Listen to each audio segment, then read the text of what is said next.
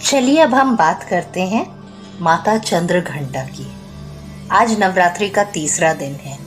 ये दिन होता है माता चंद्रघंटा का और आज के दिन इनके ही स्वरूप की पूजा की जाती है। नवरात्रि के तीसरे दिन माँ चंद्रघंटा स्वरूप की पूजा होती है। चंद्रघंटा देवी का स्वरूप तपे हुए स्वर्ण के समान कांतिमय है। चेहरा शांत एवं सौम्य है और मुख पर सूर्य मंडल की आभा चिटकी रहती है। माता के सिर पर अर्ध चंद्रमा मंदिर के घंटे के आकार में सुशोभित है, जिसके कारण देवी का नाम चंद्रघंटा हो गया। अपने इस स्वरूप से माता देवगण, संतों और भक्तजनों के मन को संतोष एवं प्रसन्नता प्रदान करती हैं। माँ चंद्रघंटा अपने प्रिय वाहन सिंह पर आरूढ़ होकर अपने 10 हाथों में खड्ग, तलवार, ढाल, गदा, पाश, त्रिशूल, चक्र, धनुष भरे हुए तरकश लिए मंद मंद मुस्कुराती होती हैं। इस देवी की कृपा से साधक को अलौकिक वस्तुओं के दर्शन होते हैं, दिव्य सुगंधियों का अनुभव होता है और कई तरह की ध्वनियां सुनाई देने लगती हैं। इन क्षणों में साधक को बहुत सावधान रहना चाहिए। इस देवी की आराधना से साधक में वीरता और निर्भयता के साथ साथ सौम्यता और विनम्रता का भी विकास होता है। इसलिए हमें चाहिए कि मन, वचन और कर्म के साथ ही काया को भी विहित विधि विधान के अनुसार परिशुद्ध पवित्र करके ही चंद्रघंटा के शरणागत होकर उनकी उपासना और आराधना की जाए। इससे सारे कष्टों से मुक्त होकर सहज ही परम पद के अधिकारी बना जा सकता है। ये देवी कल्याणकारी है। माँ चंद्रघंटा की पूजा करने से जातक के सभी पाप नष्ट हो जाते हैं और जन्म जन्म का डर समाप्त हो जाता है और जातक निर्भय बन जाता है। माता चंद्रघंटा की कथा कुछ इस प्रकार है। देवताओं और असुरों के बीच लंबे समय तक युद्ध चला। असुरों का स्वामी महिषासुर था और देवताओं के स्वामी थे इंद्र।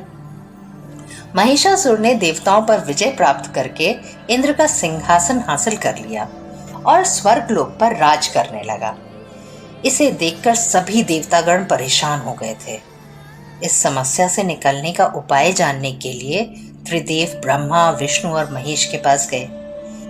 देवताओं ने बताया कि महिषासुर ने इंद्र, चंद्र, सूर्य, वायु और अन्य सभी देवताओं के सभी अधिकार छीन लिए हैं और उन्हें बंधक बनाकर स्वयं स्वर्गलोक का राजा बन गया है। देवताओं ने यह भी बताया कि महिषासुर के अत्याचार के कारण अब देवता पृथ्वी पर विचरण कर रहे हैं और स्वर्ग में उनके लिए स्थान ही नहीं है। यह सुनकर ब्रह्मा, विष्णु और भगवान शंकर को बड़ा क्रोध आया। क्रोध के कारण तीनों के मुख से ऊर्जा उत्पन्न हुई। देवगणों के शरीर से निकली ऊर्जा भी इस ऊर्जा से जाकर मिल गई। ये 10 दिशाओं में व्याप्त होने लगी। तभी वहां एक देवी का अवतरण हुआ। भगवान शंकर ने देवी को त्रिशूल और भगवान विष्णु ने चक्र प्रदान किया।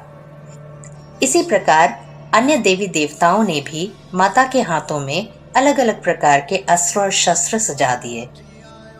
इंद्र ने भी अपना वज्र दिया और ऐरावत हाथी से उतारकर एक घंटा दिया। सूर्य ने अपना तेज और तलवार दिया और सवारी के लिए शेर दिया। देवी अब महिषासुर से युद्ध करने के लिए पूरी तरह तैयार थीं। उनका विशालकाय रूप देखकर महिषासुर यह समझ गया कि अब उसका काल आ गया है। महिषासुर ने अपनी सेना को देवी पर हमला करने को कहा। अन्य दैत्य और दानवों के दल भी युद्ध में कूद पड़े। देवी ने एक ही झटके में दानवों का संहार कर दिया। इस युद्ध में महिषासुर तो मारा गया, साथ ही बड़े और दानव और राक्षसों का भी संहार माँ ने कर दिया। इस तरह माँ ने सभी देवताओं को असुरों से अभयदान दिलाया। नवरात्रि के तीसरे दिन माँ चंद्रघंटा की पूजा की जाती है। ये शुक्र ग्रह की देवी मानी जाती हैं। नवरात्रि के तीसरे दिन माँ चंद्रघंटा की पूजा अर्चना करने वाले जातकों की जन्मपत्री में शुक्र दोष अपने आप समाप्त हो जाता है।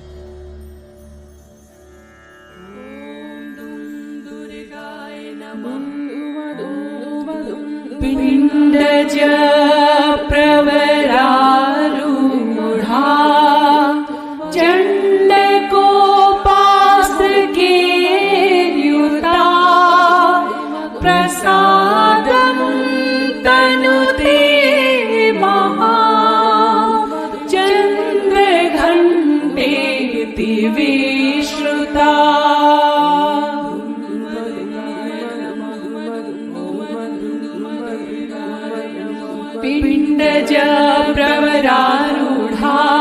चण्डकोपास्त्रगीता प्रसादं तनुते महां चन्द्रघण्टेति विश्रुता चन्द्रघण्टेति विश्रुता चन्द्रघण्टेति विश्रुता